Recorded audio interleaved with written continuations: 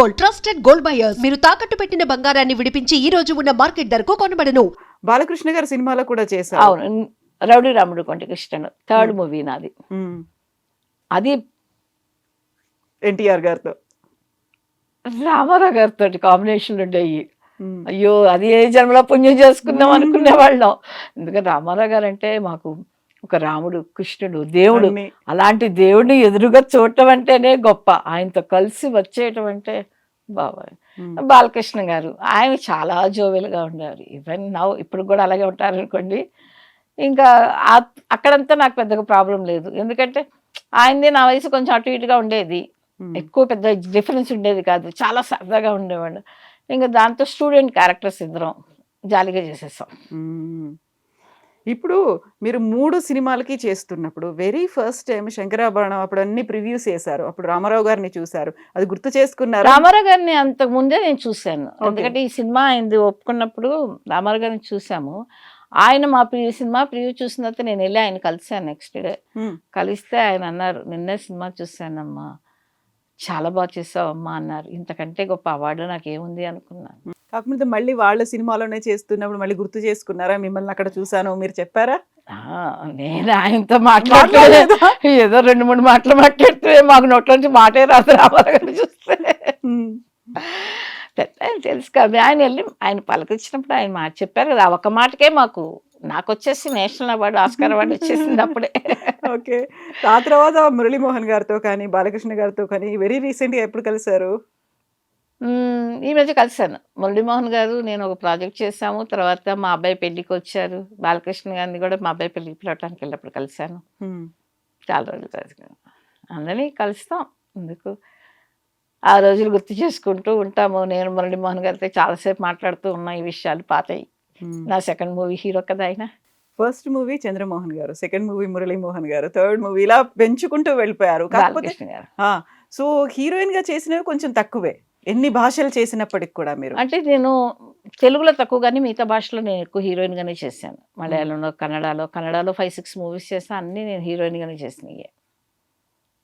తెలుగులోకి వచ్చేసరికి క్యారెక్టర్లో మంచి క్యారెక్టర్లు వచ్చేసరికి ఓకే నువ్వు చెయ్యి బాగుంటుంది. ఇప్పుడు ఊరికి మనగాడులో రాఘవేంద్ర గారి సినిమాని ఆయనే హీరోయిన్గా ఇంట్రడ్యూస్ చేస్తారు.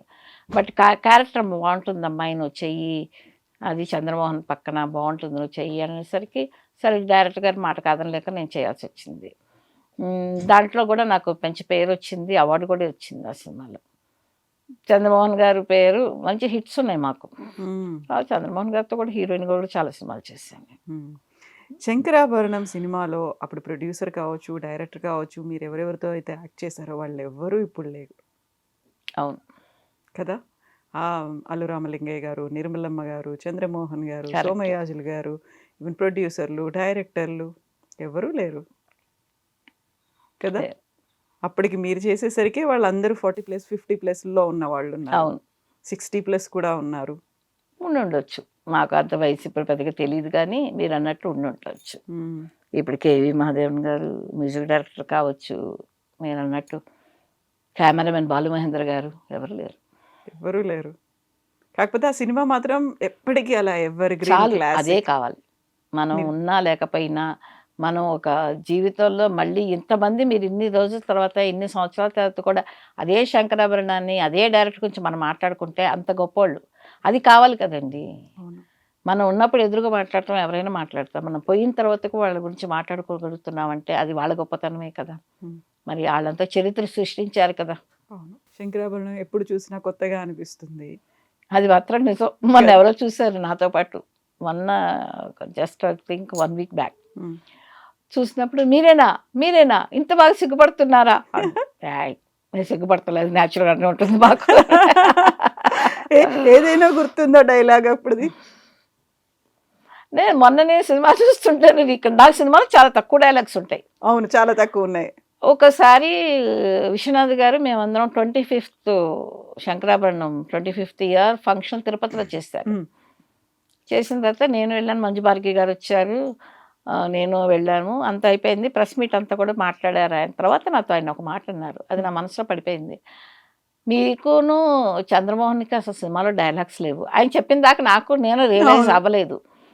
అంటే అసలు హీరో హీరోయిన్ అంటే లవర్స్కి ఒక డైలాగ్ కూడా లేకుండా చేసాము, కానీ ఒక థ్యాంక్స్ అన్నమాట ఉందమ్మాయి, అది కూడా లేకుండా ఉంటే బాగుండేది అన్నారు. మర చెంపించినప్పుడు కదా ఆ, అదొకటి. అన్నప్పుడు నాకు అవునా, ఓకే ఓకే, ఆ థ్యాంక్స్ అన్నమాట ఉంది కదా. ఆయనకి అప్పుడు వచ్చింది ఆలోచన, అంటే అందరు అడిగుంటారు ప్రశ్నలు, అవును. మీరు ఎందుకని వాళ్ళిద్దరికి అసలు మాటలు కూడా ఎక్కడా ఒక మాట కూడా మాట్లాడుకోరు, ఏమి చేయరు ఎట్లాగన్నప్పుడు ఆయన ఒక వచ్చింది, ఈ థ్యాంక్స్ అన్న మాట కూడా అనకుండా ఉంటే అది ఒక రికార్డుగా ఉండేది కదా. ఒక పేరు మధ్యలో అసలు ఒక్క ఈవెన్ మంజు భార్గవి గారికి కూడా చాలా సినిమాలో మా అందరికి తక్కువ డైలాగ్సే. చాలా తక్కువ ఉన్నాయి. అంత మ్యూజిక్ అవును. తోనో లైక్ తర్వాత ఈయన సోమయాజు గారు కొంచెం మాట్లాడతారు, ఆ తులసి ఒకటి ఎక్కువ మాట్లాడుతుంది ఆ సినిమాలో మా అందరికంటే. అవును. మా అన్ని తక్కువ. ఏం చేస్తున్నావమ్మా, అవునా, అలాగా ఇలాగే ఉంటాయి నా మాటలు అవును. దాంట్లో. అంతకు మించి పెద్దగా ఎక్కువ ఏమీ లేదు. లేదు. చాలా అమాయకంగా ఉంటుంది. మాటలతోటి ఓన్లీ ఎక్స్ప్రెషన్ తోనే మా క్యారెక్టర్ని ఇది చేస్తారు ఆయన. హ్మ్. మీకు మ్యూజిక్ ఏమైనా వచ్చా? డాన్స్ వచ్చా? ఇలాంటివి కూడా డాన్స్ అడగలేదా? వచ్చండి, డాన్స్ వచ్చు, అదే అని తెలుసు. హ్మ్. నాకు భరతనాట్యం అప్పుడు చిన్నప్పటి నుంచి భరతనాట్యం నేర్చుకున్నాను. హ్మ్. తర్వాత ఆర్టిస్ట్ అయిన తర్వాత కూచిపూడి ఒకటి వెంపటి చిన్న సత్యం గారి దగ్గర నేర్చుకున్నాను. డాన్స్ వచ్చు. కాకపోతే మీకు మాత్రం తంబుర చేతికిచ్చారు. Only music. అది మాత్రం నిజమే. నన్ను వచ్చేసి అది ఎంత అన్యాయం అంటే, ఆ తర్వాత ఎక్కడ ఫంక్షన్కి వెళ్ళా నన్ను పాట పాడమనేవాళ్ళు. పాట నాకు రాదు, ఎంత బాగా పాడారు ఆ పాట అంటారు. నేను పాడలేదు ఆ పాట, జానకి గారు పాడారు అని. అది ఎందుకు వాళ్ళకి అందాగా అనిపించింది అంటే దానికి కారణం ఉంది. విశ్వనాథ్ గారిలో విషయం ఏంటంటే ఆయన గొప్పతనం, మా చేత పాట పాడించినప్పుడు తంబురు ఇచ్చి పాట పాడించినప్పుడు అక్కడ సౌండ్ వేస్తే దాంతోపాటు మమ్మల్ని పాడమనేవారు, ఇప్పుడు నన్ను పాడమనేవారు. రిహార్సల్స్ లాగా చేయించేవాళ్ళు. అంటే పాడటం అంటే ఊరికే లిప్ మూమెంట్ ఇవ్వటం కాదు, గట్టిగా పాడాలి. అప్పుడు ఇక్కడి నుంచి వస్తే మీకు ఈ నరాలు కదిలేవి, ఈ నరాలు కదిలింది జనాలు చూసేసి నేనే పడేశానని ఫీల్ అయిపోయా. అంటే అంత లోపల నుంచి వచ్చేది ఆ పాట, ఊరికనే వస్తుంది కదా సౌండ్ అని ఏదో ఊరికనే లిప్మా కాకుండా గట్టిగా పాడమనేవాళ్ళు. ఒక కృతకంగా కాకుండా. అలాగైతే ఏమవుతుందంటే నువ్వు పాడ్డ ఫీలింగ్ వస్తుందమ్మా, అందుకోసం నువ్వు గట్టిగా పాడు, నీ వాయిస్ అలా ఉందన్నది అక్కర్లేదు, ఎవరికి జనాలు వినపోయేది లేదు. కానీ ఇక్కడ పాడటం వల్ల ఏమవుతుందంటే ఈ నరాలంతా కదిలి న్యాచురల్గా ఉంటుంది అనేవారు. అలా పాడటం వల్ల అందరూ వచ్చేసి నాకేదో సంగీతం వచ్చని మోసపోయారు. మోసపోయి ఎక్కడికి వెళ్ళినా పాట పాడమనేవాళ్ళు. ఈ మాట అందరితో చెప్పుకొని బతిలాడుకునే సరే నా పని అయిపోయేది. నేను మాట పాడలేదండి, జానకి గారు పాడారు అద్భుతమైన పాట అని. సో అది మిస్సింగ్ ఫీలింగ్ ఉండిందా? మంజు భార్గవి గారికి ఏమో అన్ని డాన్స్లే ఉన్నాయి, మీరేమో నా వయసుకి నాకు తగ్గ క్యారెక్టర్ ఇచ్చారు. ఈ రోజుకి మీరు మాట్లాడుతున్నారు కదా శారద గురించి, అవును చాలు. కదా. ఆవిడ వయసుకి ఆవిడకి తగ్గట్టు ఆవిడ క్యారెక్టర్, ఆవిడకి తులసి అని ఆవిడ గురించి మాట్లాడతారు. దేనికైనా ఒక తృప్తి అనేది ఉండాలి, దేనికైనా ఒక ఇది ఉండాలి. నాకు హ్యాపీ, నా క్యారెక్టర్ నాకు హ్యాపీ, అంతేగా నాకు డాన్స్ లేదు ఇంకోటి లేదు అన్నది నాకు ఏ రోజు అనిపించలేదు ఇంతవరకు. మీరు అన్నట్టు ఆ థ్యాంక్స్ అని మాట్లాడేదన్నా కూడా అది కూడా బాగుండేది అని, మరి నాకు డైలాగే లేదు. మాకు తగ్గట్టు క్యారెక్టర్ మాకున్నాయి అంతే. ఇప్పుడు మంజు భార్గవి గారు మంచి డాన్స్, ఆవిడ తగ్గ క్యారెక్టర్ ఆయనకి ఇచ్చారు, నా వయసుకు తగ్గ క్యారెక్టర్ నాకు ఇచ్చారు, ఇంకేముంది డిఫరెన్స్. కాకపోతే ఉన్న డైలాగ్స్ కూడా చాలా తక్కువ ఉన్నాయి సినిమాలో, డైలాగ్సే తక్కువ సినిమాలోనే, టోటల్గా మీకు డైలాగ్స్ తక్కువ. అవును. మీరు వస్తున్నారు అంటే 2 రోజుల క్రితం మళ్ళీ చూసాను. మళ్ళీ చూడాలనిపించే మూవీ అసలు నిజంగా బోర్ కొట్టదండి సినిమా. శంకరాభరణం ఎన్నిసార్లు చూసినా బోర్ కొట్టదు, ఏ రకంగా బోర్ కొట్టదు. ఏంటో ఫార్వర్డ్ చేద్దామని అనిపించింది మీకు. ఏ సీన్ ఇప్పుడు మనం కొన్నిసార్లు కొన్ని ఫైట్లు ఫార్వర్డ్ చేద్దాం అనిపిస్తుంది, కొన్ని సాంగ్స్ చేయాలనిపిస్తుంది కొన్ని సినిమాలు చూస్తే. కానీ దీంట్లో ఏ సీక్వెన్స్ మనం ఫార్వర్డ్ చేయాలని అనుకోము, ఎందుకంటే దేనికి దానికి అది యాప్ట్ అయిపోయి ఉంటుంది దాని. కాబట్టి మీరు ఒకసారి సినిమా మొదలు పెడితే అలా చూస్తూ పోతూనే ఉంటారు ఆ సినిమాని. మొన్న నేను చెప్పాను కదా, తెలిసిన వాళ్ళ ఇంటికి వెళ్తే వాళ్ళు పెట్టారు శంకరాభరణం, పెట్టి ఆ సమాజాల గమన అవన్నీ సాంగ్ చూస్తూ ఉన్నారు, బ్రోచ్ ఎవరెవరా అవన్నీ చూస్తున్నప్పుడు అడుగుతున్నారు, ఏంటి మీరు సిగ్గుపడుతుంటారు, ఇంత బాగా సిగ్గుపడ్డారు, ఇంత అందంగా సిగ్గుపడ్డారు.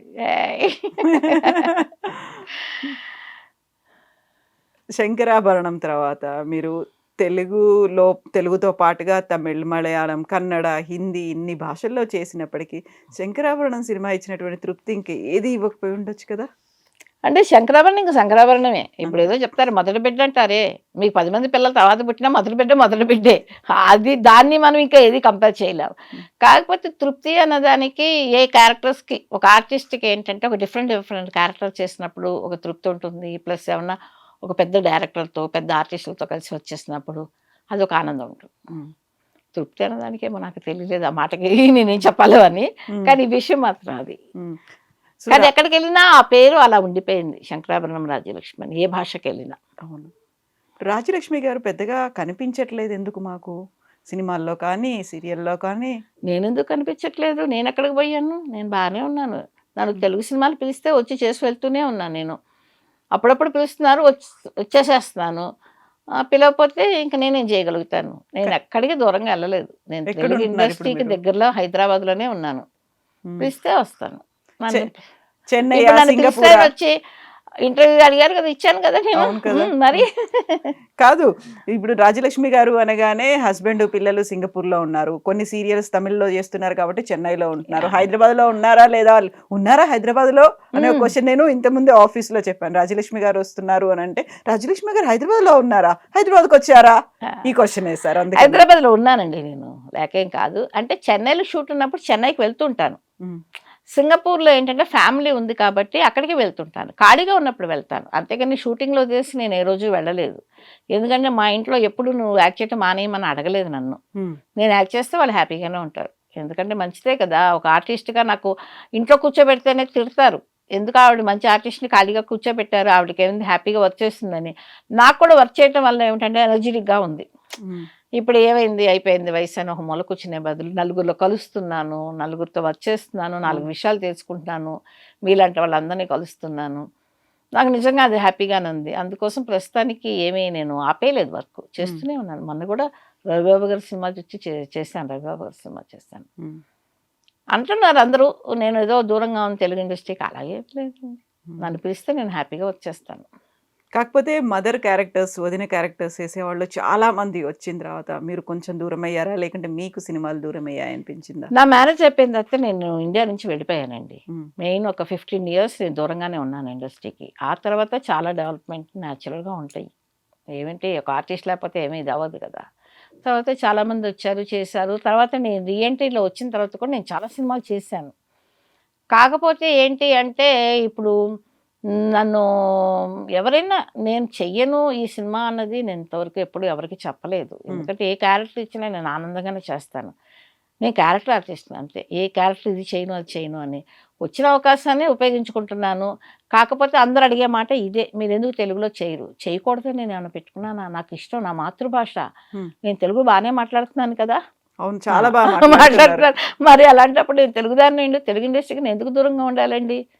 నేను ఈరోజు ఇలా ఉన్నాను, ఇదే పేరు కానీ ప్రతిష్టలు కానీ వేరే భాష వాళ్ళు నన్ను ఆదరించారంటే దానికి కారణం ఎవరు? తెలుగు ఇండస్ట్రీనే కదా, మన తెలుగు వాళ్ళే కదా.